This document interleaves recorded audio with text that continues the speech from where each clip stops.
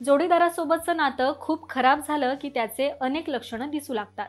जर तुम्हालाही नातं ओझं वाटत असेल तर असं नातं संपवणं चांगलं. त्यासाठी जाणून घेऊया जोडप्यांमधील प्रेम संपण्याच्या काही लक्षणांबद्दल. हे संकेत तुम्हाला जीवनात योग्य निर्णय घेण्यास मदत करू शकतात. नंबर 1. जर जोडीदार तुमचा आदर करत नसेल, तुम्हाला कोणत्याही निर्णयात महत्त्व देत नसेल आणि तुमचा वारंवार अपमान करत असेल, तर तुम्हाला कठोर पावलं उचलण्याची गरज आहे. नंबर 2. जर तुम्ही नात्यात आनंदी नसाल, गोष्टी खूप वाईट असतानाही तुम्ही आनंदी राहण्याचा प्रयत्न करता, तर हे जाणून घ्या की खोटं आणि ढोंगाचं नातं जास्त काळ टिकत नाही.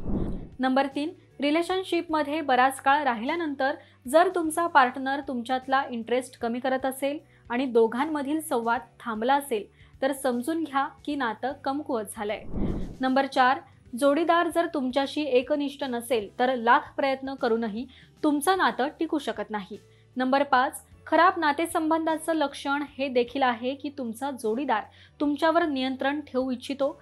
तुम्ही प्रत्येक क्षणी त्याचे अनुसरण करावं अशी त्याची इच्छा असते, तर या वागणुकीमुळे नातं अधिक काळ टिकू शकत नाही. नंबर 6. जोडीदारानं प्रत्येक गोष्टीबद्दल नापसंती व्यक्त केली आणि पटकन चिडचिड होत असेल, तर ते नातेसंबंधात वाढत्या अंतराचं लक्षण असू शकतं. नंबर 7. जर तुमच्या जोडीदाराला तुमच्यासोबत वेळ घालवायला आवडत नसेल आणि तुमच्यासोबत वेळ घालवणं टाळत असेल, तर हे देखील नात्यात दुरावण्याची चिन्हे आहेत.